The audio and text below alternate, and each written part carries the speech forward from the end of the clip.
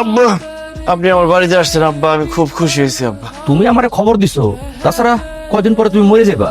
একটা মৃত্যু পথযাত্রী মানুষ, তার কথা তো আর ফালাই দিবার পারি না। আমারে কি কারণে খবর দিছো কও? আব্বা, আপনার খবর দিচ্ছি শেফালিরে এখান থেকে নিয়ে যাওয়ার জন্য।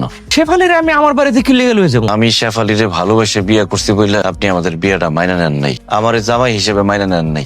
বিয়ে করছি আজকে 3টা বছর হইলো, 3 বছরের কোনো দিন আপনি আপনার বাড়িতে আমারে ঢুকতে দেন নাই। আপনি আমার শ্বশুর শাশুড়ির আদর থেকে বঞ্চিত করছেন, শ্বশুর বাড়ির আপ্যায়ন থেকে বঞ্চিত করছেন। আমার যেহেতু আপনার পছন্দই না, তাই আপনার মেয়েরে আপনার বাড়িতে নিয়ে গিয়া আপনার পছন্দ মতো একটা পাত্রের কাছে বিয়ে দেন। এইসব তুমি কি কইতাছো? গাও আব্বা শাস্তি তুমি আমারে দিও না, আমি তোমার ছাড়া কোথাও যাইতে পারবো না। এখন বলতেছো তুমি আমার ছেড়ে কোথাও যাইবা না, কিন্তু আমি মরে গেলে আমার কবরের মাটি শুকানোর আগে তুমি আরেকজনের বিয়ে করবা। আমি তোমারে ছাইরা কোনোদিন অন্য কাউরে ভালোবাসতে পারব না। আমি চিন্তা করে দেখলাম আমি আসলে ভুল করছি, জামাই বাবাজির সাথে অন্যায় করছি। জামাই বাবাজি, তোমাকে আমি আমার মেয়ের জামাই হিসেবে মাইনে নিলাম, তুমি আমার ক্ষমা করে দাও। কি ব্যাপার কি? আপনারা সবাই কাঁঠাল, ছাগল, মুরগি, কলা, মাছ নিয়ে আমার বাড়িতে আসছেন কেন? আমি তোরে না জানাই তোর কাছে থেকে একটা কাটা চুরি করে খাইছি রে ভাই। আমি ভাবছিলাম যে তুই তো সরল সোজা মানুষ, তোর কাছের থেকে কাটা চুরি করে খাইলে তুই তো আমাকে কিছু করতে পারবি না ভাই। এখন চারিদিকে যে আওয়াজ পাইতাছি, মানে যে কথা শুনতেছি ভাই, আমি এলাকা ডরের তোর লাগে আমি কাটানো লই আইছি ভাই। এই কাটানো আছে না আমার একটা প্রথম কাছে যাত্রা কাটল ভাই, এই কাটানো বিরোধ নে ভাই, আমার মাফ করে দে ভাই, মাফ করে দে ভাই। মাপ করবো কি করবো না সেটা পরে দেখতেছি। কাঁঠাল এখানে রাই খেলাই না, দাঁড়ান। তোরাতে ছাগল কেন?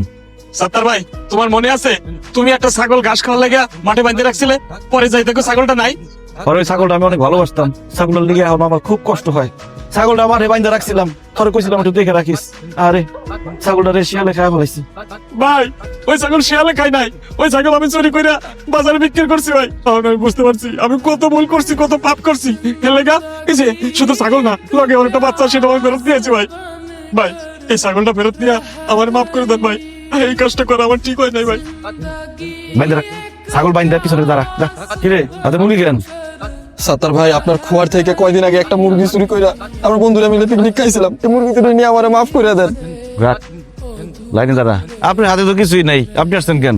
হাত খালি রেখে শহরে আছে। বাকি মনে আছে ভাই, আমি ঘর করার সময় তোর কাছে একটা বড় গাছ গেছিলাম 5,000 টাকা দিয়া। হ, আপনি তো কইছিলেন 5,000 টাকা নাকি অনেক বেশি হয়ে যায়, অনেক ঠকা হয়েছিল আপনার। ভুল কইছি ভাই, ওই গাছ নেই বড়, ওই গাছের দাম আছে মিনিমাম 20,000 টাকা। তুই সহজ সরল আর বোকা দেখে আমি তোরে ঠকাইছিলাম। তুই যেভাবে মাসে মাত্রাছ, আমি ভাই 15 টাকা পকেটে করে লইছি। তুই টাকাটা নে ভাই, আমার লোক রাগ করিস না, তুই আবার মাফ করে দিস। ধর ভাই। মাপ না, লাইনে দাঁড়ান। তোমরা যেহেতু তোমাদের ভুল বুঝতে পারছো আর আমার জিনিসপত্র সব ফেরত দিছো, তোমাদের উপর আমার কোনো রাগ অভিমান নাই।